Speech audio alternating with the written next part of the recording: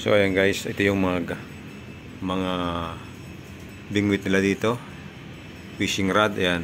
Iba't ibang iba't ibang size, haba, ayan. Pati yung iba't ibang iba't ibang brand ng fishing rod. Ayan. So hindi pa natin mapakilala lahat ng mga brand dito kasi bago pa lang tayo sa pag fishing guys. Ayan. Meron dito, makita tayo dito. 2.6. Ayan, 2.6. Ayan. So ultralight to. Ayan, medyo.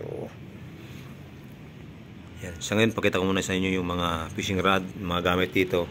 Kasi hindi ko pa may paliwanag kung anong mga gamit yan. So ayan. Tsaka tayo magpaliwanag. Meron din sila dito mga ano ba to? Ayan, mga nylon, carbon line. So ayan, 120. Ayan. Ito napakadaming fishing rod.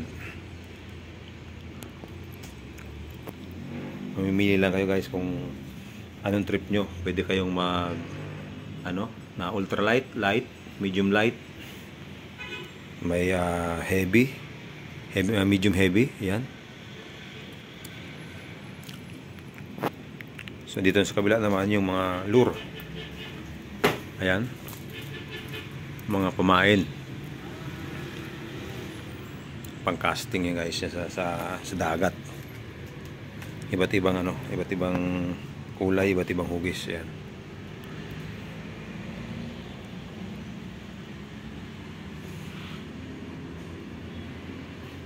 Ito naman yung mga nila guys, reel. Yan, iba't iba. Yun nga lang, hindi ko siya mapaliwanag kasi wala pa tayong knowledge about dito sa mga ganito na to. Basta alam ko reel to. Yan. Yan. Iba't ibang uri ng reel. Mayroon tayo ditong ibang brand shoes. Ayan, iba-iba. Maraming reel. Iba't ibang klase. So mamili lang kayo. Pwede kayo magpa-set up kay sir. Kung anong trip nyong pamingwit.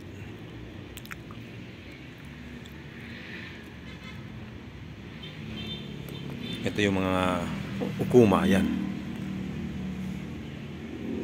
Ito yung mga high-end siguro to, mga pangmalaki yan isda. Ayan.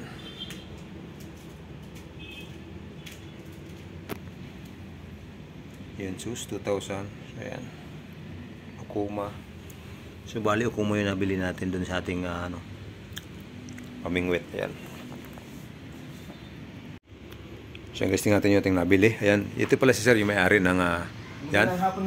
Magandang hapon sa ating mga subscriber dyan. Ayan si sir. Ayan. Ayan yung nila, yung name ng shop nila guys, kung gusto nyo bumili. Ayan. So bali ito yung nabili natin kay sir. Ukuma. Ayan.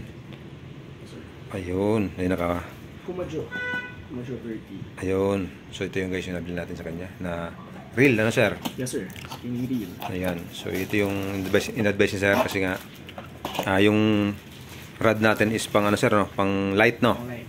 So ito yung advice ni sir. Hindi naman ito yung specs nito kasi hindi ko mapaliwanag, pasensya na. Si sir na lang ang basa yung magpaliwanag. Yung specs nito sir, 3,000 series siya. 3,000 series. So pasok dito sa light mo sir. So okay. Para mas marami kang line na mailagay. Yan.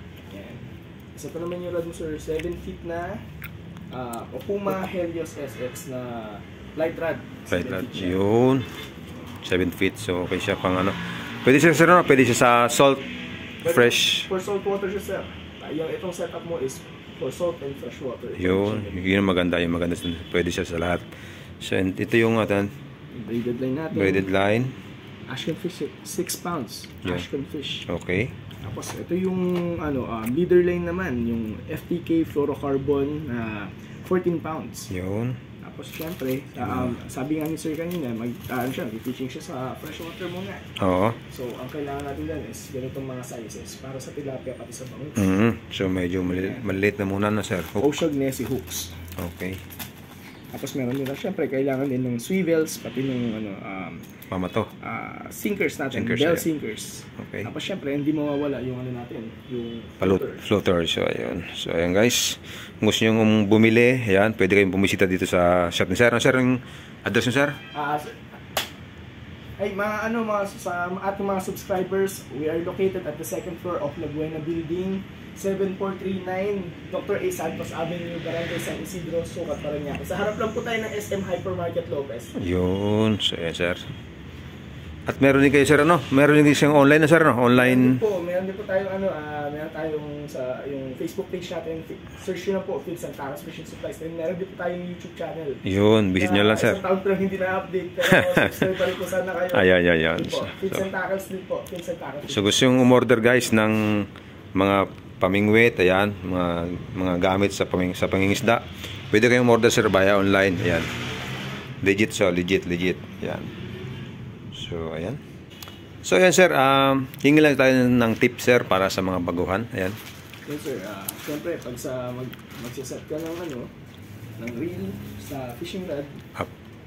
ang mga bagay na dapat mo i-consider, dapat yung drag mo dapat lagi nakaset to bago ka mag-fishing. Tapos, siyempre, itong anti-reverse. Dapat ang ikot ng reel mo ay paabante. Dapat hindi siya naikot patalikod. Kaya dapat lagi nakaswitch siya. Anti-reverse. Yeah, nakaswitch pala siya.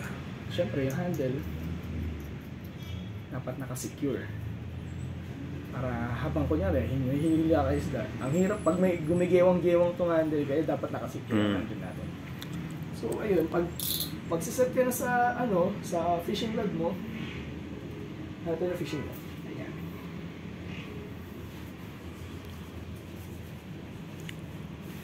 So, kunyari, ito. Ito yung butt section mo. Okay, kakabit natin yan.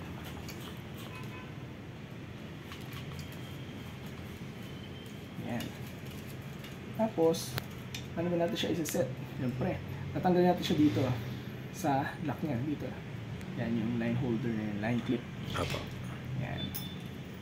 Tapos, luwangan yung drag. Sobrang luwang. Huwag sobrang luwang. Yan. Tapos, dapat ang line nyo lagi nakapadaan dito sa roller. Ayun, dapat dito siya. Yan, ganyan. Yun. Tapos, pag isiset mo na siya, dapat lumangan mo siya para maipasok mo siya dito, mahila yung ganyan. Tapos suot dito sa guide, tapos kabit natin yung kalahati para mapakita natin. Yun. Ito ay para sa mga beginner na katulad natin, ha? Tapos kunyari dito tayo, sir. Sige, Sir. Siyempre, kakabit natin yung kalahati. So, magsa-set up na tayo, di ba? Fishing na. Okay. Nakasuot na siya doon sa, niya. Wakay ng linya. Suot mo lang. Yan. Dire-diretso hanggang sa dulo, no? Okay. Yan. Tapos. Yan.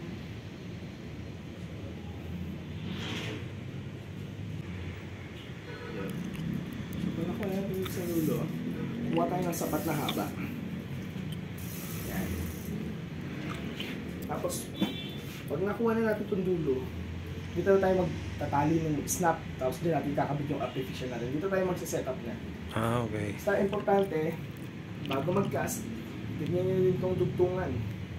Yan, dito tayo nagdudugtong. Ito yung dugtungan ng main line, pati ng leader line natin.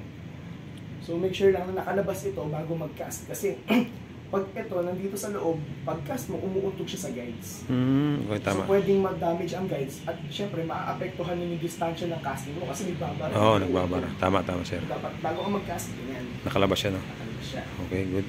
So ganun lang naman. Tapos dito, basta dito lang itatali yung snap nyo. Tapos dito yung ikakabit yung lure, yung mga crankbait, mga swimbait, any baits. Mga accessories, no? Ganun lang siya. Pag ngayon naman, pag pang bottom fishing, syempre, ang setup natin na kunyari, bait and wait sa shoreline. Kakabit ko dito yung itatali yung sinker. Sinker. Tinga. Pamato. Dito. Sa dagat na setup ito, So dito yung sinker, tapos magsiset kayo ng ano nyo, ng hook nyo dito. May hook kayo dito, may linya, may swivel, may linya, tapos may hook. Tapos doon yung sasabit yung hipon, o pusit, o kung ano yung pain nyo. Tapos syempre, ang kailangan kasi natin pag ano, kaya tayo may sinker sa ano, sa dulo ng linya natin para maabot niya yung bottom kasi nandun ang mga isda eh. Tama. So, pagcast natin, kailangan lumubog sa pinakailalim. Straight line lang. Ang kinaibahan naman nito sa pag nagbe-bait and weight tayo sa tabang, meron tayong floater. Meron tayong floater dito na nakakabit. Tapos, syempre ganun pa rin yung setup natin, meron tayong hook dito. Tapos, meron din naman tayong tingga dito, pero maliit na lang. Ang silbi ng tingga na yun, para ma-maintain niya na nakadiretso yung linya natin habang nasa ilalim. Yan. Yun, tama. Para pag may humihila, ganyan lang yung ano. Pumipintig lang, sir. Yun. Gumagalaw yung floater niya na tumataas baba. Ganun lang. Ayun. Thank you, sir. Thank you. So yun nga pala guys, meron si sir dito naka-promo. Ayan. Budget meal, yung mga baguhan.